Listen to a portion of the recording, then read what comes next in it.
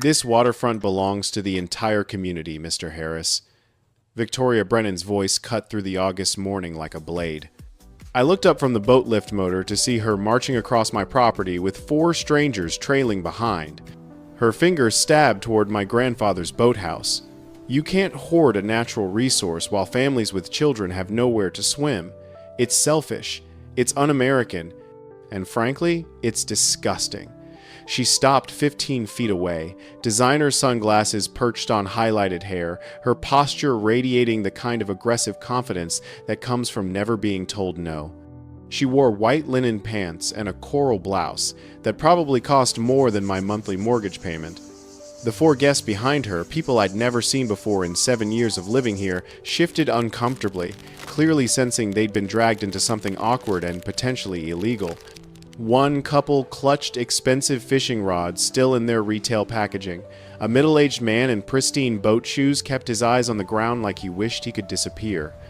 A younger woman held her phone uncertainly, as if debating whether to start recording. Lake Hartwell stretched behind me, mirror smooth in the oppressive Georgia heat, completely indifferent to the confrontation unfolding on its shore.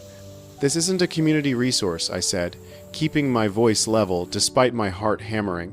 "This land has been in my family since 1972.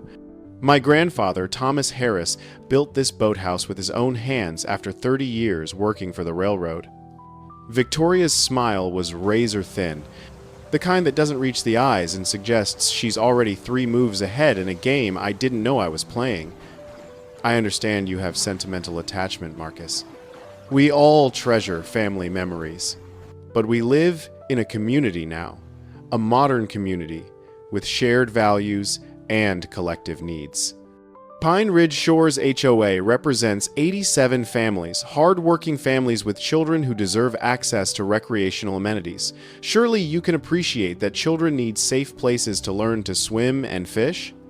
That families need connection to nature?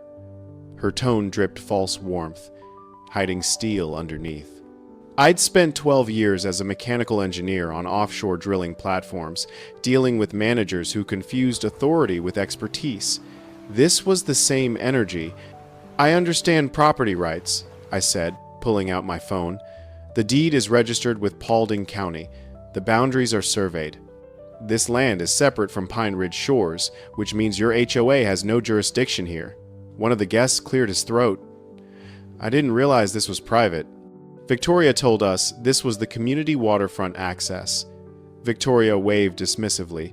"There are nuances to waterfront law: riparian rights, public access provisions, community benefit clauses. My attorney reviewed everything thoroughly. We can reach an arrangement, perhaps weekend access? 6 hours on Saturdays and Sundays?" "No arrangement is needed," I said firmly. "This property isn't part of your HOA. Never has been. I'm not opening my family's land to unrestricted access." Her expression hardened. "I hope you'll reconsider. Living in a community requires accommodations. Good neighbors cooperate. I'd hate to see you become known as the person who denied children access to nature." The threat hung in the humid air.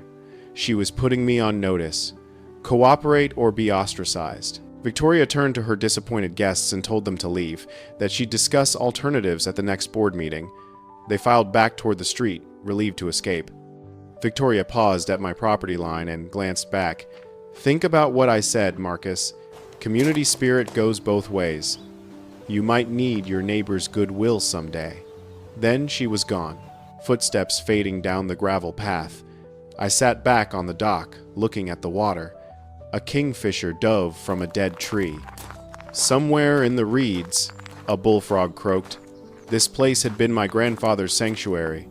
He'd passed it to me 5 years ago with one clear instruction: "Some things you don't compromise on, son. Property rights are one of them." I thought about the safe in my office, where I kept the deed, the survey maps, the title insurance. Everything was legal. The waterfront sat on 4.2 acres that predated Pine Ridge Shores by decades. When the development was built 7 years ago, this land wasn't included. It couldn't be. But Victoria's certainty bothered me. Not because she had merit, she didn't, but because of how she delivered the ultimatum. I'd seen this pattern photographing pack dynamics in my engineering days. The alpha always tested boundaries first. My phone buzzed. Robert Chen, my neighbor 3 houses down. Everything okay? Saw Victoria leave looking angry. I typed back, just a misunderstanding about property lines. But it wasn't a misunderstanding, it was the opening move. 4 days later, the email arrived. Subject line, Community Waterfront Access, Formal Request. I opened it over morning coffee. The tone was formal, almost legalistic. The HOA was requesting I sign an attached agreement permitting residents to use the waterfront. They'd included a schedule, 8 hours daily, 7 days weekly, rotating time slots for different families. The 3-page attachment outlined rules, liability waivers, maintenance responsibilities, and a clause stating I'd retain nominal ownership while granting permanent recreational easement rights to Pine Ridge Shores HOA. At the bottom, a signature line and a deadline. I read it twice, then checked the sender, Victoria Brennan, HOA president, with 6 board members copied. No mention of the attorney she'd claimed, reviewed everything. Just assertions wrapped in civic duty language. I sat back, considering options. Ignore it and delay the confrontation? Respond in writing and risk being taken out of context? Or call Victoria directly? I chose the phone. She answered on the second ring, bright and professional. I told her I'd received the email. She launched into an explanation about how the board had discussed the marina situation at length, consulted their records, and believed a formal sharing arrangement was the best solution. Families need recreational spaces. Surely you can appreciate that? Victoria, this property isn't part of the HOA, I said calmly. Never has been. The deed predates your neighborhood by decades. The survey maps show the boundaries clearly. There's no legal obligation for me to share this land. I heard the shift in her breathing. She insisted their attorney had reviewed the situation thoroughly and identified a community benefit clause. Then I'd like to see that legal opinion in writing, I said. The actual statutes, the attorney's name and bar number. Long pause. I'll check with our legal counsel and get back to you. The conversation ended stiffly. The next day, things changed. A neighbor who usually waved suddenly looked away. Another couple crossed the street to avoid me. Robert texted a warning. Victoria had been posting in the neighborhood group chat, painting me as uncooperative and selfish. According to Robert's screenshots, she'd written that I was hoarding a natural resource and that my attitude reflected poorly on community values. The comments ranged from supportive agreement to uncomfortable silence. No one pushed back. By Friday, it escalated. I went to the waterfront in late afternoon and found 5 people fishing from my dock. 2 men, 2 women, a teenager. Gear spread everywhere. I approached politely. Do you realize this is private property? One man, mid-40s, sunburned, shrugged. Victoria said it was open for community use. That's not true, I said. You're trespassing. You need to leave. He bristled. We were told this was shared space. Everyone has access. The others nodded agreement. I kept my voice level and repeated they needed to go. The teenager muttered something about me being uptight. One woman said it was just fishing, that I was making a big deal out of nothing. They eventually packed up slowly, reluctantly. Before leaving, the sunburned man told me I should reconsider my attitude, that I'd regret being so rigid. Later, I found evidence. Discarded cans, a broken tackle box, footprints. It was clear this wouldn't stop. That night, I ordered security cameras industrial grade, weatherproof, motion activated. If this continued, I'd have proof. I spread the documents across my desk, the deed, the surveys, the tax records. My phone buzzed with another text from Robert asking if I was okay. I told him I was handling it, but the truth was I hadn't slept properly in days. The quiet lake no longer felt peaceful. It felt watched. This was only the beginning. The emergency HOA meeting notice arrived Tuesday. I wasn't a member, but they'd summoned me anyway. The email said the board needed to address a pressing community issue regarding shared resources. I debated skipping it, but ignoring the situation wouldn't make it disappear. The meeting took place at the community center. I arrived 5 minutes early and found the room packed 25 residents, maybe more, seated in rows facing a table where Victoria and 5 board members sat, like judges, one empty chair in the front row. Obviously for me. I took it, setting my folder of documents on my lap. Victoria called the meeting to order, moved through standard business quickly, then pivoted to a matter of significant concern.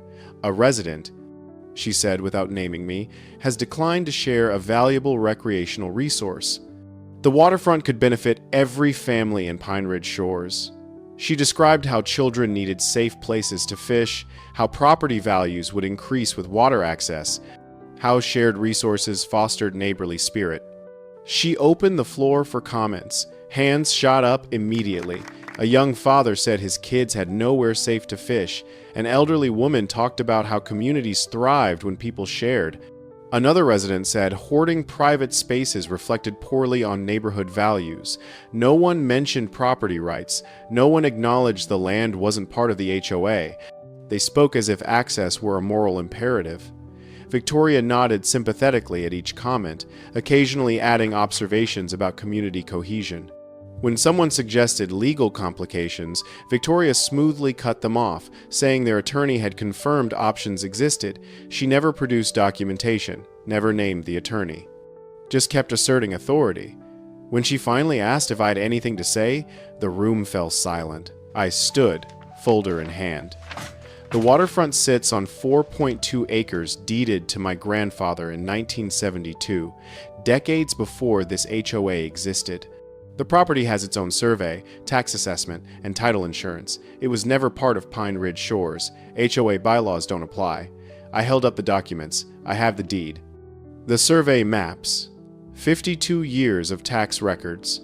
Everything is legal and publicly available to verify. Victoria's jaw tightened. Thank you for sharing your perspective. But legal technicalities don't erase moral responsibility. We're not questioning your paperwork.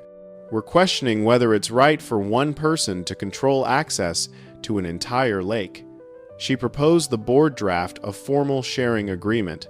Then she moved to vote a resolution encouraging me to cooperate or face consequences, including social exclusion and formal complaints to county authorities.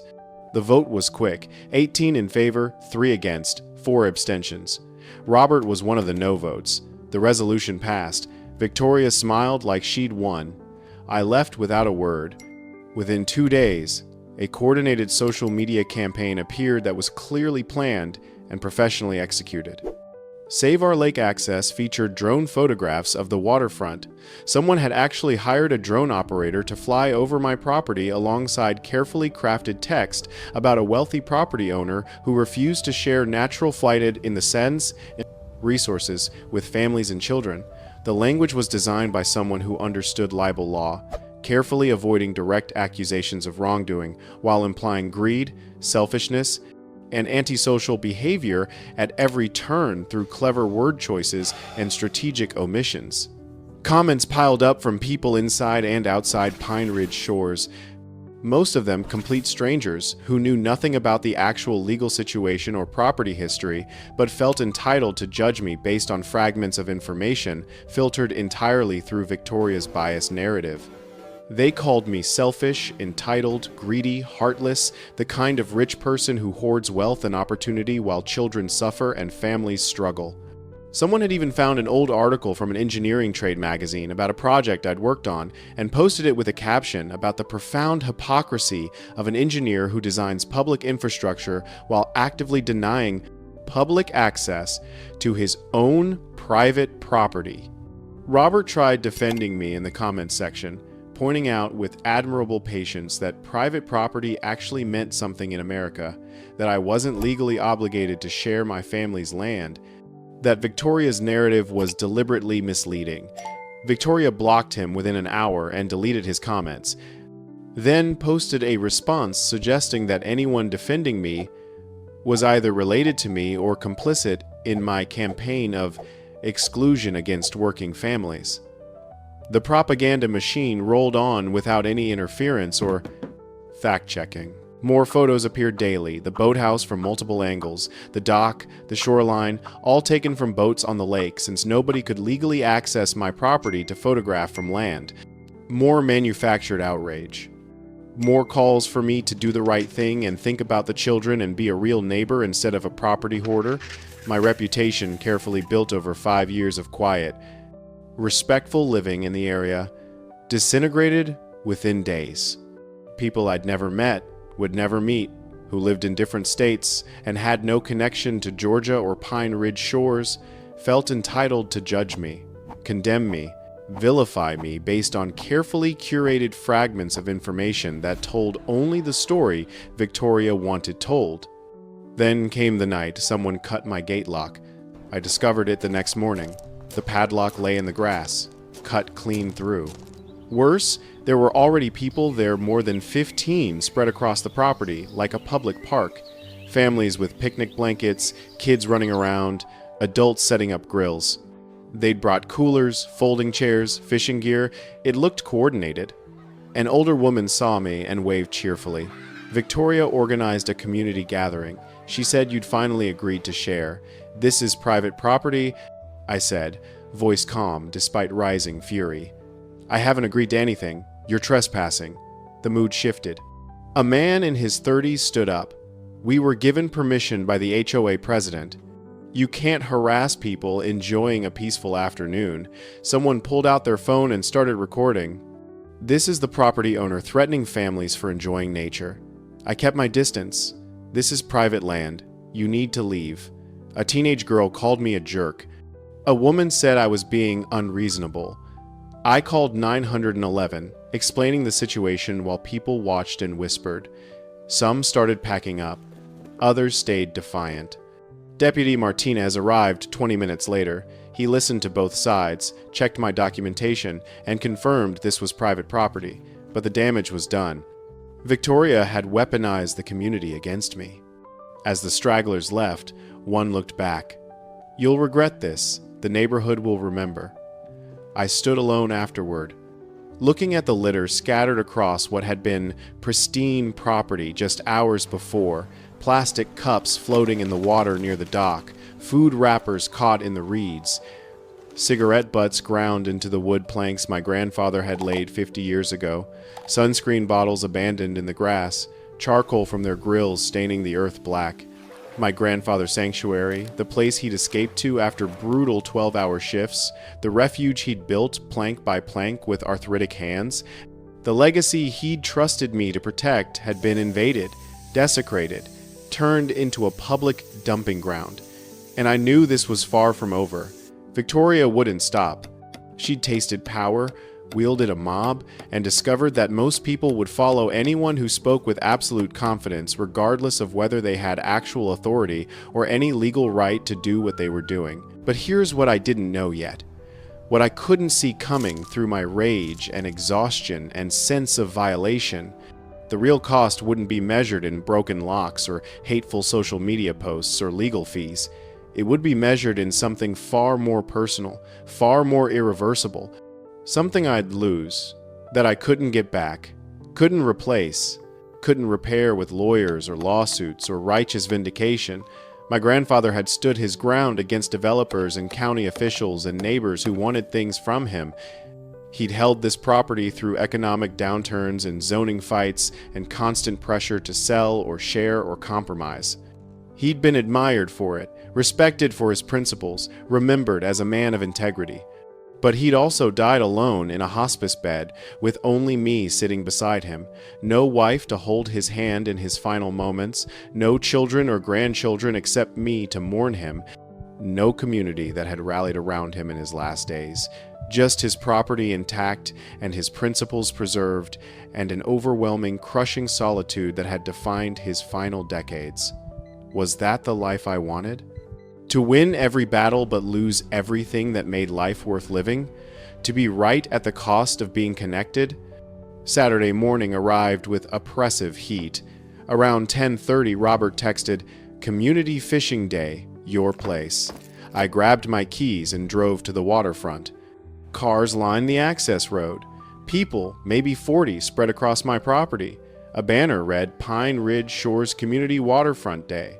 Canopies, grills, kids running. This was organized, planned. I parked and got out. Conversations didn't stop. No one looked guilty. Victoria stood near the center, clipboard in hand, directing people. Her husband beside her, arms crossed. I walked toward them. This is private property, Victoria.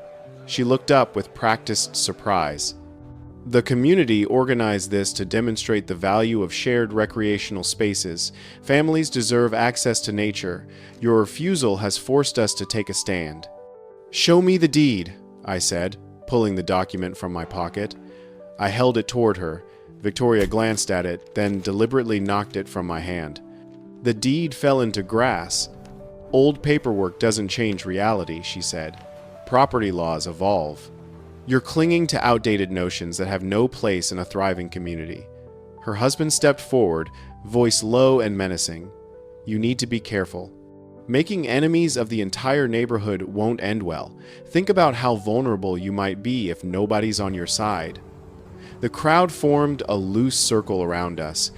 I felt the pressure of their presence. I pulled out my phone and dialed. Explained to dispatch that I had approximately 40 trespassers. The situation was escalating. Victoria laughed. The police will see a peaceful community gathering. They'll understand who's being reasonable. 25 minutes later, 2 patrol cars arrived. Deputy Martinez stepped out. I handed him my deed, survey map, tax records. His partner asked Victoria for documentation.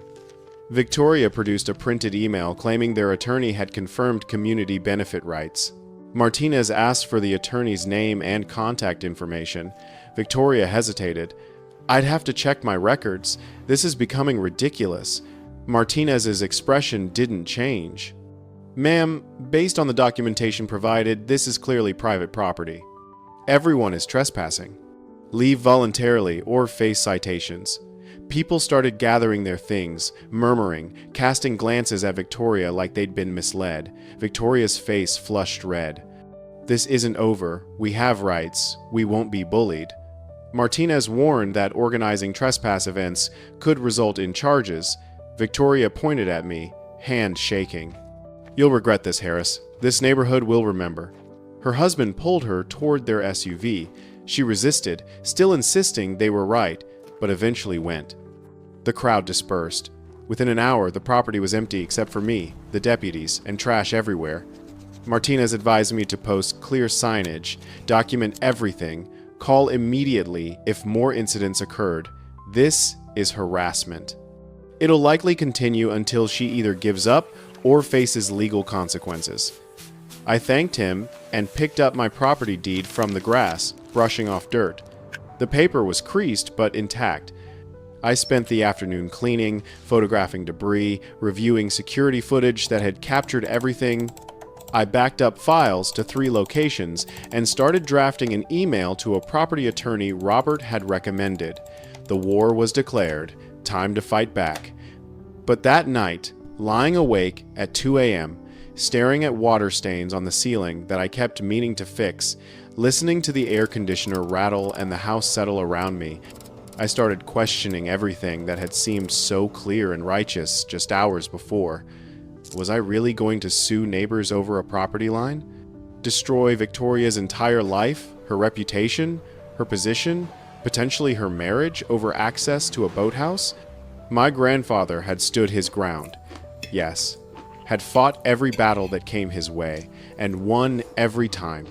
But he'd also lived alone for 40 years after my grandmother left him, had never remarried, never developed close friendships, died with only me at his bedside because he'd spent decades burning bridges in the name of defending boundaries. Was that the life I wanted? To win the battle but lose everything else that made life worth living? And Victoria, I'd been so focused on her as an adversary, as a threat to be neutralized, that I'd never really thought about who she actually was beyond the HOA president title. Robert had mentioned once, months ago, before all this started, that Victoria's daughter had special needs, required constant care and expensive therapies, that the family had moved to Pine Ridge Shores specifically because it was supposed to have community amenities, including lake access. That Victoria's husband traveled constantly for work, leaving her alone with everything. Was the waterfront campaign really about power?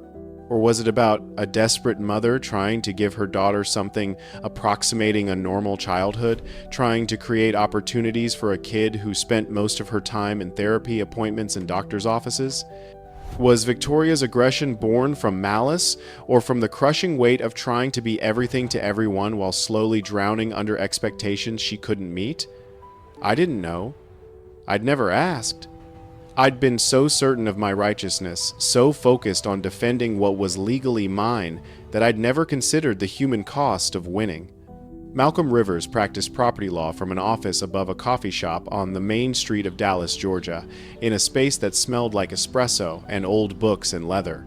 When I walked in carrying my messenger bag full of evidence and my portable hard drive, his expression shifted from the polite professional interest he probably showed every potential client to something sharper, more engaged, genuinely attentive, in a way that suggested he recognized this case was different.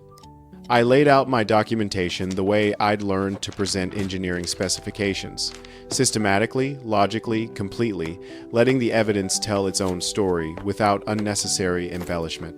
The property deed from 1972, crisp despite its age, my grandfather's signature still visible and confident. The original survey maps showing exact GPS coordinates and boundaries with the kind of precision that left no room for interpretation or dispute. Tax records proving 52 continuous years of separate assessment, an unbroken chain of ownership that predated the HOA by decades. The timeline of events starting with Victoria's first confrontation and ending with the community invasion, each incident documented with dates, times, witnesses. Then I opened my laptop and played the security footage I'd compiled into a highlight reel, 17 separate incidents edited into a 10-minute presentation that told the entire story without narration. Victoria cutting through my gate lock with bolt cutters at 6:47 a.m. on a Saturday morning, organizing the invasion with clipboard and walkie-talkie like she was coordinating a military operation, refusing to leave when asked, her husband making thinly veiled threats about what might happen to someone who alienated an entire neighborhood. Malcolm paused the playback on a frame showing the Pine Ridge Shores Community Waterfront Day. Banner stretched between two trees. The crowd spread across my property, the coolers and grills and folding chairs that made it look like a sanctioned community event rather than organized trespassing. He leaned back in his leather chair, and for the first time since I'd entered his office, he smiled, not the polite, professional smile lawyers give clients, but something genuine that reached his eyes. "This is documentary-level evidence, Mr. Harris. Seriously impressive documentation. We have clear, indisputable proof of criminal trespass, systematic harassment, defamation through coordinated social media campaigns, and possibly fraud if she fabricated legal authority, which it appears she absolutely did. I can work with this. More importantly, I can win decisively with this kind of evidence package." We spent the next several days building the case like I'd build an engineering project, defining objectives, gathering supporting data, analyzing weak points, developing contingency strategies. Malcolm walked me through the essential protocols without drowning me in legal jargon, how to organize video files chronologically, how to capture screenshots with visible metadata, how to compile witness statements that would hold up under cross-examination. The breakthrough came when we reviewed the Pine Ridge Shores HOA bylaws that Malcolm had requested from the county clerk. We spent an entire afternoon going through the 37-page document line by line, searching for any clause or provision that might support Victoria's claims about community access to external properties, about riparian rights or benefit sharing or any of the legal theories she'd been citing with such confidence. There was absolutely nothing. Zero provisions for shared amenities outside the development's recorded boundaries, no community benefit language, no mechanism for claiming access to external properties, The bylaws explicitly limited HOA authority to properties within the plat map, which my waterfront wasn't on and had never been on. Then Malcolm made phone calls, every law firm in Paulding County, then expanding to surrounding counties. None of them, not a single one, had ever been retained by or provided counsel to Pine Ridge Shores HOA. The attorney Victoria kept citing with such confidence didn't exist. She'd simply made it up, counting on the fact that most people wouldn't verify her claims. Malcolm's expression turned grim. This is fraud. Deliberate fabrication of legal authority to intimidate you into surrendering property rights. That's not just a civil matter. That's potentially criminal. And it's absolutely actionable. He drafted a cease and desist letter, 12 pages demanding immediate cessation of all trespass, harassment, and defamatory activities. If Victoria didn't comply within 7 days, we'd file civil suits and criminal complaints. 4 days later, Robert texted that Victoria had called an emergency board meeting. People were questioning whether they'd been given accurate information. Malcolm advised me to attend the next regular HOA meeting to present our case publicly before filing in court. Give them a chance to see the truth. Sometimes, public vindication is more valuable than a judgment. I practiced the presentation late into the night, but as I refined slides and checked evidence, doubt crept in. These were my neighbors.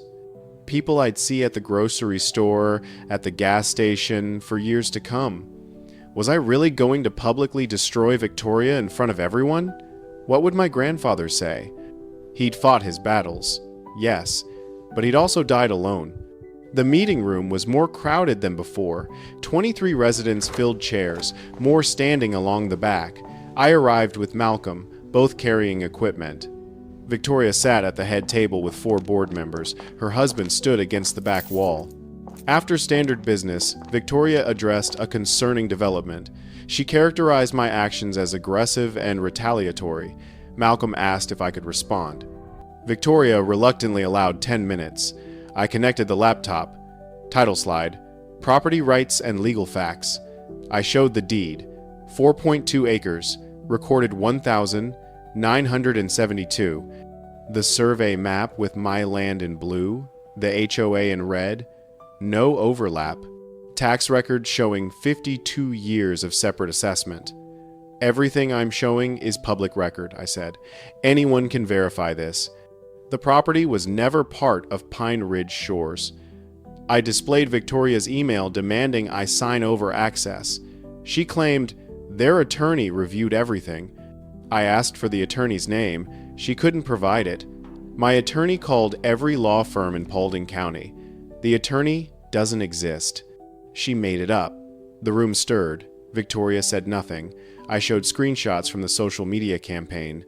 Georgia law is clear about defamation. This meets every legal standard. Then I played the video. 17 incidents in 5 minutes. Victoria cutting the lock, organizing the invasion, the banner, her husband's threats. All in high definition with timestamps. When it ended, silence filled the room. Victoria stood abruptly. That video is fabricated, manipulated to destroy my credibility. Malcolm calmly explained all footage had been authenticated by a forensic analyst. Metadata proved it was unaltered. Victoria pointed at me, hand shaking. "You can't do this. I have community support." But when she looked around, she found only averted eyes. A man near the front said quietly, "I never agreed to breaking locks, Victoria. You told us this was legal," a woman added. "You said there was attorney approval. If the attorney doesn't exist and the property isn't part of the HOA, we've been misled." Another resident stood. "If we've been trespassing based on false information, we're exposed to legal liability. This needs to stop." Victoria turned on them. "You're abandoning me? After everything I've done for this community?" One board member made a motion to remove Victoria from her position. Another seconded. The vote was swift, 4 in favor, 1 opposed. She'd been removed. Gerald, the acting president, apologized to me on behalf of the HOA. He acknowledged they'd operated on false information and promised no further trespass would occur. Victoria stood frozen, staring at the people who'd voted against her. She grabbed her bag and walked out. Her husband followed without looking at anyone. People started talking in low voices. Several approached to apologize. I accepted without elaboration. But inside, I felt profoundly hollow, like I'd swallowed something toxic that was slowly eating through my organs. I'd won. The victory was complete, and public, and legally binding. But looking at Victoria's face as she left, the shock giving way to comprehension, the betrayal as people she'd considered friends voted against her, the complete collapse of someone's entire identity in real time, I didn't feel triumphant. I felt like I'd just watched someone's life detonate in slow motion while I stood there with the matches in my hand. I'd wanted justice and boundaries respected. I'd gotten both, but the taste was bitter and metallic, like blood in my mouth after biting through my lip. This was what winning felt like when you actually paid attention to the casualties. Robert came over after most people had left, his eyes conveying relief mixed with something else I couldn't quite read. Concern? Maybe? Or pity. I knew something was wrong, Marcus, but I didn't realize how far she'd gone, how completely she'd fabricated everything. You did what you had to do, did I? Or did I do what my grandfather would have done? Consequences be damned, principles over people every single time. Malcolm packed up our equipment while I stood looking at the empty head table where Victoria had sat an hour ago, absolutely certain of her power and authority and the righteousness of her cause, however misguided and illegal it was. Now she was gone, her position stripped, her tactics exposed as fraud and systematic harassment, her life fundamentally destroyed in front of everyone she'd tried to lead. The reversal was complete and devastating. We left together, walking out into the Georgia evening where the air finally felt less oppressive, where I could breathe without feeling like I was drowning. But I couldn't shake the image of her face. The moment she realized she'd lost everything. The morning after the meeting, I woke to 17 missed calls and dozens of texts. Apologies from neighbors. Reporters wanting interviews. I deleted the reporter requests. Malcolm called to discuss next steps. 3 options: sue Victoria personally for damages, file criminal complaints, or settle privately with strict conditions. Whichever you choose, Malcolm said, I recommend filing the criminal complaint regardless. Creates a permanent record. I chose option 3 with the condition the complaint got filed. The settlement negotiation happened 5 days later in a neutral conference room at a downtown law office, all glass walls and corporate artwork and uncomfortable leather chairs, designed more for intimidation than actual sitting. Victoria arrived with her husband, still her husband then, though that would change within days, and their attorney, a sharp-eyed woman named Patricia Reeves, who looked deeply uncomfortable with her client's situation and the evidence she'd been shown in pre-negotiation discussions. The atmosphere was frigid and purely transactional. Everyone sitting across from each other at a long conference table with untouched glasses of water that nobody drank because this wasn't a social call or friendly negotiation. This was damage control for Victoria and vindication for me, though neither of those things felt as satisfying as I'd imagined they would during all those sleepless nights. Malcolm outlined our evidence with the methodical precision of someone who knew he held all the cards and didn't need to bluff. Video footage time-stamped and authenticated, social media screenshots archived before deletion was possible, witness statements notarized and ready for deposition, police reports documenting every incident, the complete absence of any legitimate legal authority for Victoria's actions. Patricia Reeves countered weakly that some actions could be explained as misunderstandings rather than malice, that community leadership involved difficult decisions that sometimes led to overreach, that pursuing this aggressively through full civil and criminal proceedings wouldn't ultimately benefit anyone and would just destroy lives unnecessarily. Malcolm didn't argue or engage with a deflection. He simply presented our settlement terms, non-negotiable and comprehensive, a written apology to be read aloud at the next HOA meeting, taking full personal responsibility for the harassment and acknowledging explicitly that all claims about legal authority were completely false. Removal of all defamatory social media content followed by posting a public correction and apology. Payment of $25,000 covering my legal fees, security equipment cost, property damage, and cleanup. A binding legal agreement prohibiting Victoria from coming within 500 feet of my property for 5 years, with automatic lawsuit filing if violated even once. Victoria's face went pale as Malcolm read through the terms, her hands gripping the edge of the table so hard her knuckles turned white. Patricia asked for a private conference, and they stepped outside into the hallway for what turned into a 30-minute discussion. I could occasionally hear through the glass walls raised voices, Victoria's protests, Patricia's firm responses about legal exposure and criminal liability. When they returned, Patricia said they'd agree to everything except the public apology requirement. They'd prepare a written statement to be read by someone else at the HOA meeting, which would accomplish the same goal without the additional humiliation of making Victoria stand up there herself. Malcolm shook his head calmly, but firmly. The apology must be delivered in person by Miss Brennan herself, in front of the same community that witnessed the accusations and harassment. That component is completely non-negotiable. You can either agree to these terms as presented, or we file the full civil suit tomorrow morning and push for maximum criminal prosecution. Your choice, but you have 5 minutes to decide. Another private conference. Another 15 minutes of tense discussion in the hallway.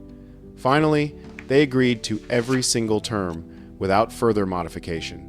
The paperwork took 90 minutes to finalize, every clause reviewed and negotiated, multiple copies signed and witnessed and notarized.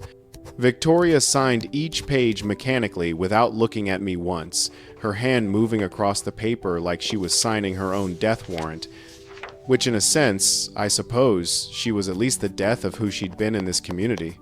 When everything was finished and properly executed, Patricia Reeves collected the documents quickly, and they left immediately without pleasantries or final words.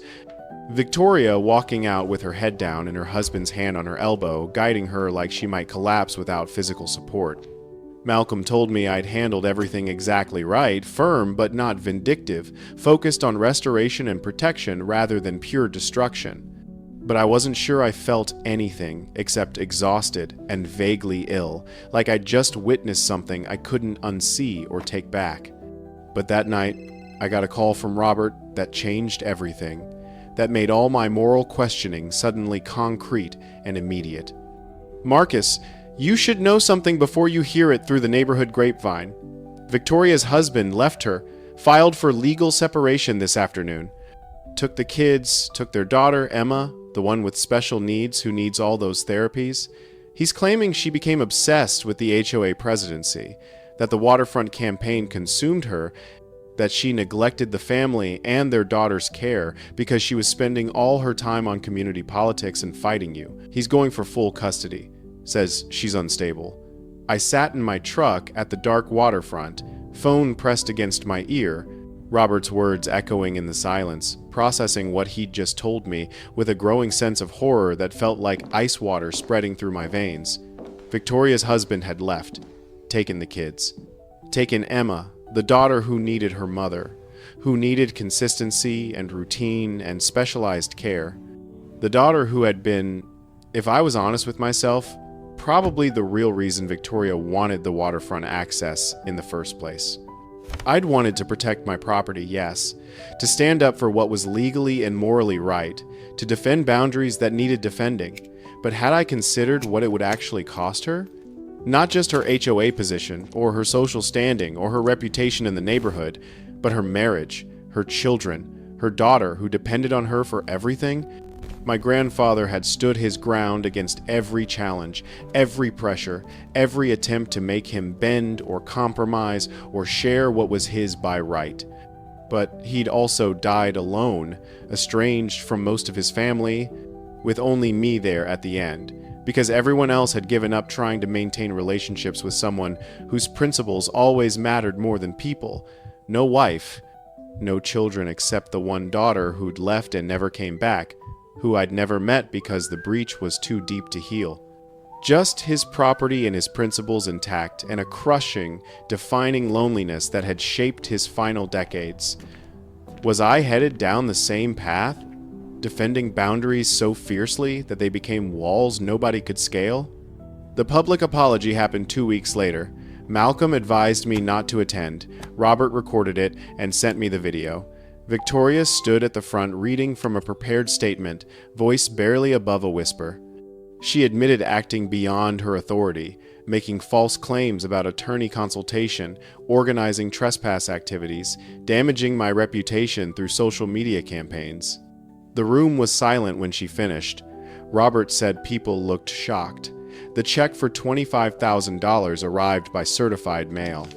I deposited it and immediately wrote a check for $10,000 to the Georgia State Parks Foundation for public boat ramps.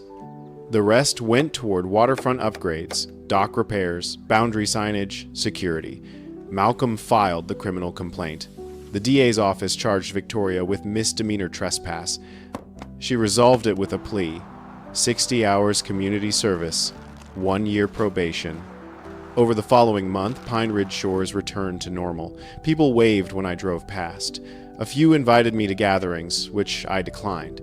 Robert remained a friend, stopping by occasionally. He said the new board president was cautious, by the book. That suited me, but something had changed inside me. I'd won the legal battle, defended my property, stood my ground like my grandfather taught me. But every time I went to the waterfront now, I thought about Victoria's face when her board removed her, her husband leaving, her kids going with him. I'd wanted justice. I'd gotten it. But justice, I was learning, had a cost that extended beyond court filings and settlement checks. One afternoon in late September, a family I didn't recognize walked up to the marina entrance. They stood looking at the signs, debating. Eventually, the father called out, asking if they could fish for a couple hours. I talked with them. They were visiting relatives in Pine Ridge shores. The kids looked excited, holding cheap tackle boxes.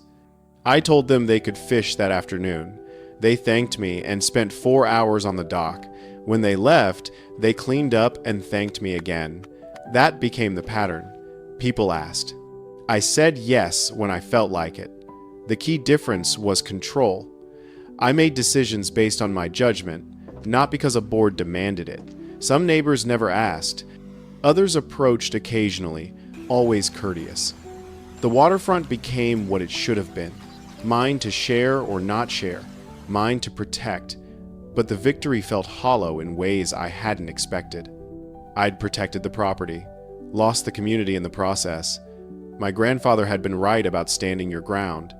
But maybe he'd also been a warning I hadn't fully understood until now.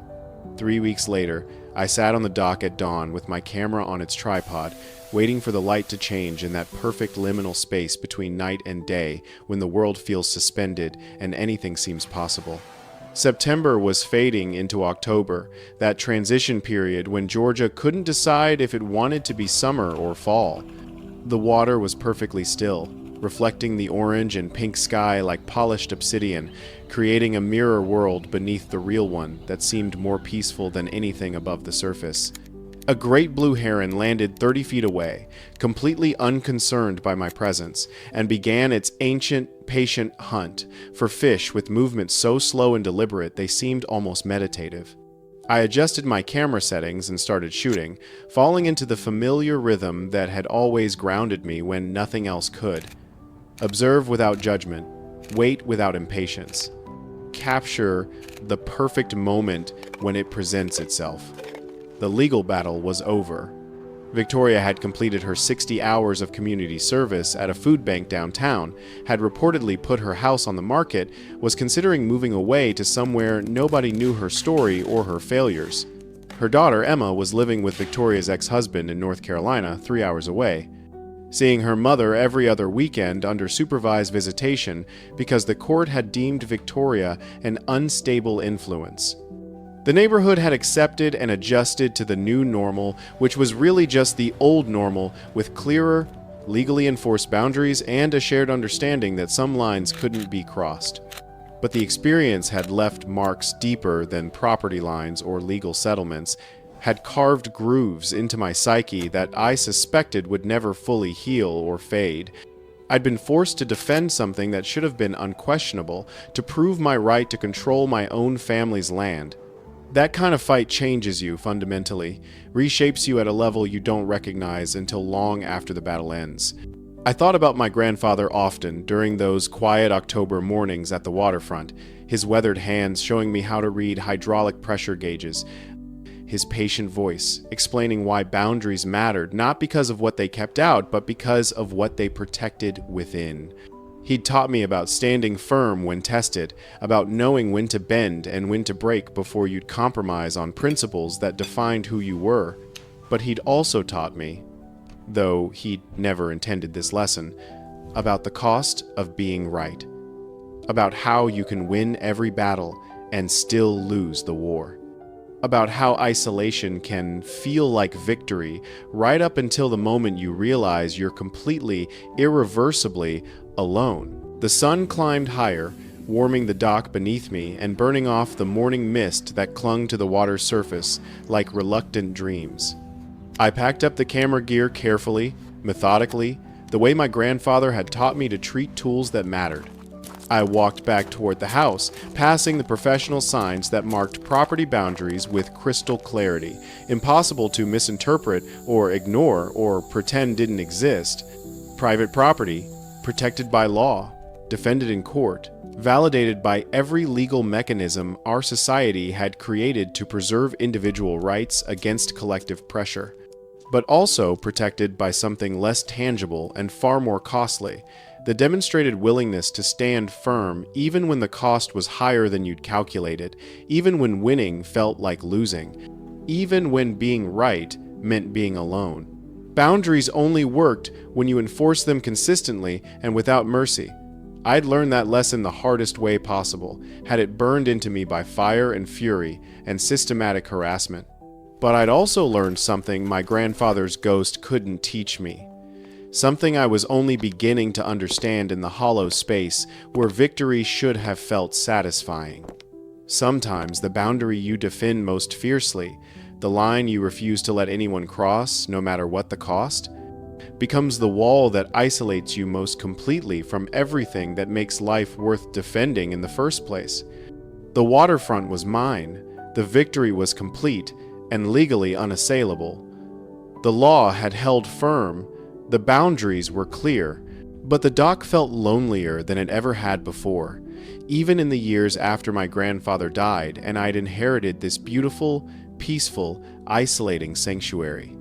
And sitting there in the October dawn watching the heron hunt in perfect, patient silence, I wondered if maybe the real question wasn't whether you had the right to defend your boundaries. Of course you did. The law was clear, the principles were sound, the justice was real. The real question, the one that kept me awake at 3 a.m. staring at water-stained ceilings, was simpler and infinitely harder. What do you have left after you've defended everything and won completely? I didn't have an answer yet. Maybe I never would. The heron caught a fish, swallowed it whole, and flew away across the water toward the far shore, where other people's docks and other people's boundaries created other invisible lines nobody could see, but everyone understood. And in the end, maybe that was the real price of winning. Not the money, or the time, or the stress, or even the relationships that fractured under pressure, but the slow, quiet recognition that you can be absolutely, legally, morally right and still lose something that matters more than property lines or deeds or 52 years of continuous family ownership ever could. The water was still, the morning was beautiful, the victory was complete, and I had never felt more alone in my entire life.